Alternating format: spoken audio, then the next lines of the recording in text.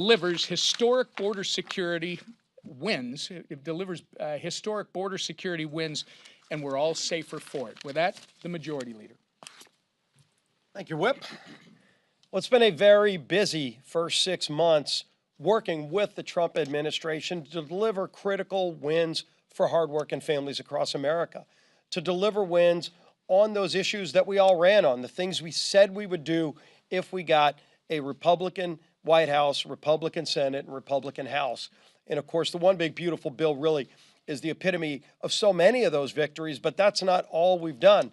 The president has already signed or has on his desk 31 different bills that have been passed by the House and Senate on the desk of the president, almost all of which have been signed into law. After today, maybe all 31 will have been signed into law to continue delivering and getting our country back on track, reversing the damage that was done by Joe Biden in 4 years. What the Democrats did working with Joe Biden, not just to increase inflation, increase interest rates, to increase regulations and rules that stifled the ability for small businesses to grow. We've been working hard to reverse all of that. And while we are celebrating all of these wins, we are not tired of winning. And the American people aren't either. That's why this week we still have more bills on the House floor, but we also have a lot of work being done in our committees.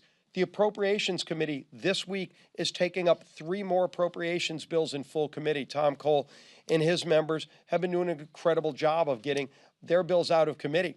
The House has already passed over 60% of all government funding over to the Senate. And this week we're going to see something that hasn't happened in years. The United States Senate is finally taking up a House appropriations bill. That should be something that's always going on in Congress, where you see the House and Senate doing their jobs together. But Chuck Schumer, for years, refused to participate in a normal appropriations process because he wanted shutdowns. He wanted chaos. It's one of the reasons the Democrats lost the Senate, is because the American people didn't want that dysfunction. And John Thune promised there would be a new day in the United States Senate, and Leader Thune is delivering on that. And one of those commitments he made is that we would have a normal working appropriations process, and they're actually doing that this week, moving the Milcon VA appropriations bill and continuing to move more of the bills that we're sending over from the House. And so as the American people see Washington working for them for a change, we're also going to be going during this district work period and explaining to the American people what's been in a lot of those bills, because the Democrats have been lying over and over and over again about tax cuts for billionaires. They're talking about hospitals closing. Everybody in America is going to die, according to every Democrat. And of course, when the American people look at what's in those bills, they're going, wait a minute.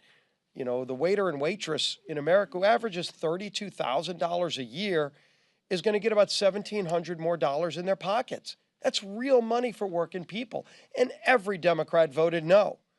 You know, so while they're going back home and explaining and lying about the bills, we're going to start panning out across the country, telling the truth about what really is happening in the economy for working families.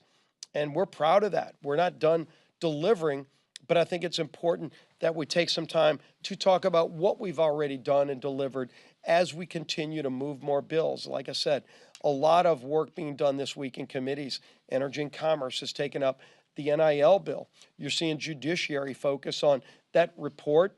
It's been covered pretty well, but I think there's a lot more to the story about the Russian collusion hoax that started under President Obama, and some of those facts are finally starting to come out. You know, it's interesting to see Democrats want to talk about Jeffrey Epstein all of a sudden. For 4 years, Democrats hid and covered up the Epstein files. They did. They had it for 4 years. And Trump's in the courts right now trying to get a lot of that information unsealed so the American public can see it. But we're going to continue pushing for that transparency. Our committees are going to keep working to deliver more results for American families. That's what we've been doing. That's what we're going to continue to do, while Democrats just vote no.